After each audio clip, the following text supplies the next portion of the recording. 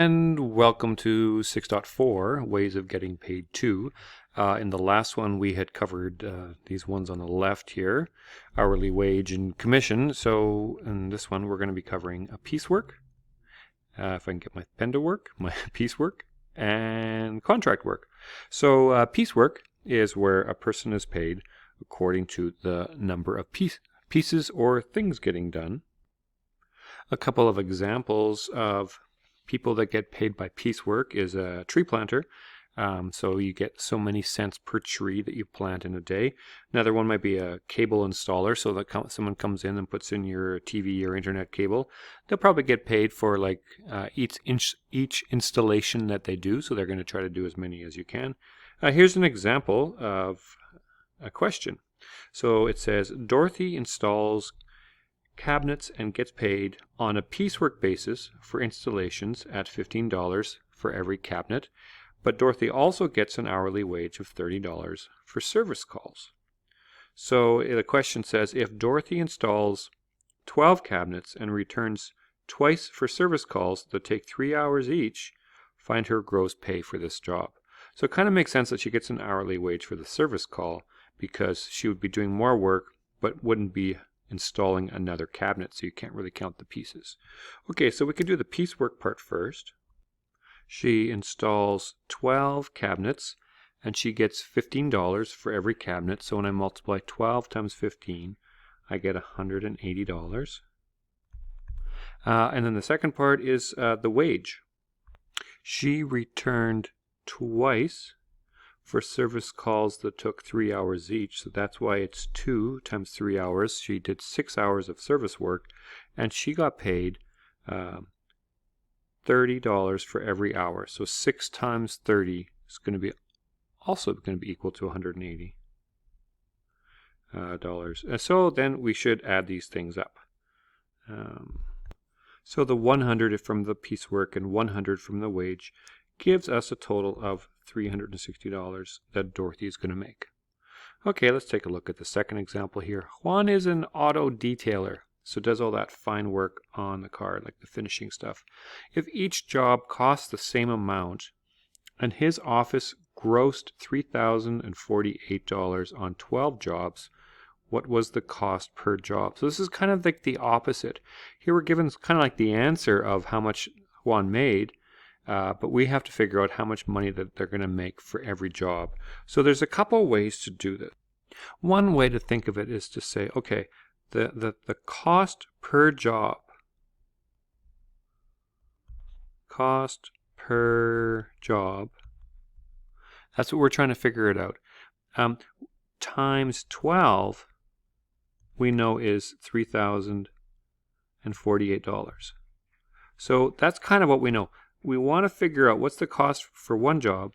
But we know that 12 of those is $3,048. So what you can think of is you say, oh, how can I undo the times 12? So how do you undo times 12 is you would divide by 12. So I could say divide by 12 here, and then if I also do it on both sides. So really what I'm doing is I'm taking that line and I'm saying I'm going to divide both sides by 12. So it should work out okay. So that means that the cost per job is going to be equal to this part here, that 3,048 divided by 12. If I do my calculator work, I believe I get $254. Okay, so that's one way to do that. Let's see if there's another way. So if I like the idea of setting up a proportion and I say that X is the cost for one job, I could say the cost goes on the top and the number of jobs goes on the bottom. So X is the amount of money that they would make for one job, and I know that that would be the same ratio as 3,048 for 12 jobs. If I set it up like that. And then we've done ratios and proportions quite a bit during the year, but just as a reminder how this works is you could say, hey, the two that are numbers across from each other, so like these two are across from each other, those you're going to multiply together. So I would say like 1 times 3,048. which, by the way, 1 times a number is just the number. So you could just say 3,048. And then you say, the number that's across from our unknown, that's what we're going to divide by. Divide by 12. And that would be my answer for x. So that's how you can figure out x in this case. X is going to be equal to the two numbers that are across from each other, you multiply. The number across from your unknown, that's what you divide. So in this case, it's going to be 3,048 divided by 12, which, by the way, hey, like this is the same question, same thing that we typed in our calculator a second ago. So I know that x is going to be equal to $254. So in either case, the cost per job is $254. So this ratio and proportion method, hopefully that makes sense to you. Okay, so moving on. Oh, a contract. A contract is an agreement that describes the work to be done and the amount to get paid. So for example, I had my house painted this last summer, and the person came by and said, okay, here is my price. First of all, they asked me exactly what they wanted to do, and they took some measurements to figure out how much paint it would take and how many hours it would take. And they said, okay, here you go. This is how much money it'll take. And so we signed a contract, and then they did the work, and I paid them the money. Or let's say if you wanted to ask someone to build you a deck, they might say, okay, here's the contract. You can, I'll agree to do the work, and then you will pay for it. So if you are in a class right now, we could do some brainstorming about advantages and disadvantages to be paid by contract. I'm thinking that one advantage, if you're the one that's working, an advantage to being paid by contract is that you could finish early. So for example, if you are the person, say, doing the painting, and if you did all the work properly, you could, go home early if you finished all the work. So that would maybe be one advantage, would be finish early. You're not working until, say, the bell rings, right? What would be a disadvantage? It'd be, well, what if it ends up being that the job's harder? Okay, if a job is harder than you estimate, then you're not going to get paid extra even if it took you longer. So there's some advantages and disadvantages to that. You may come up with some other ones on your own. Here's an example about Leo. He's a self-employed plumber. 1 month he had 3 contracts for $2,500, $7,000, and $275. And then he had some expenses. Find Leo's income. So really what we're going to do is we're going to say this here, these contracts, that's going to be money he gets. Okay, so money he gets. And then these other ones are going to be money that he has to pay. So really what we're going to do is we're going to add these 3 together and then subtract the expenses. So if I add those 3 together and then subtract 7,200, there's my answer there. Part B, it says, if Leo worked 40 hours each week and there are 4 weeks in the months, how much did he earn an hour?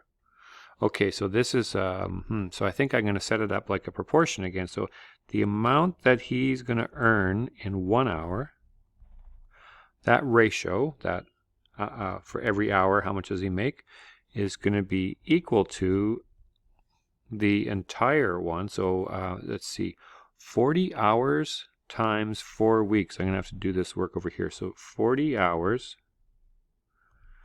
every week times 4 weeks.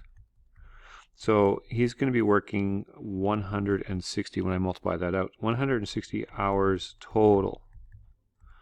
Okay, so if I go and put that back over here, 160 hours. Oh, but wait a minute. When I'm looking at that ratio, I've got the money that he's earning in the top and hours in the bottom. So I want to put that 160 in the bottom of the fraction. So I better move that around. Let's see if this will work for me. Ooh, cool. Worked. Oh, except for my S didn't quite move over. Let me try the S there. Okay. And then on the top would be, well, how much money did he make for that amount of time? So that would be this 2,575. So $2,575. Okay, so just to look this over again, X is the amount of money that Leon worked on average every hour. So For every hour that went by, he earned X dollars. And that's going to be the same ratio as if he worked 160 hours and earned 2,575. So just like before, what I'm going to do is say the two that are numbers across from each other, those two I multiply. 1 times 2,575 is still just 2,575. So I'm going to say 2,575. And then I divide from the one that's across from my unknown, which I said X. So then I'm going to say divided by 160.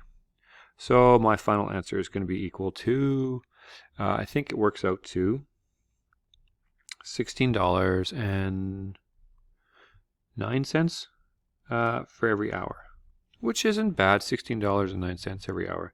How could Leo raise his hourly rate?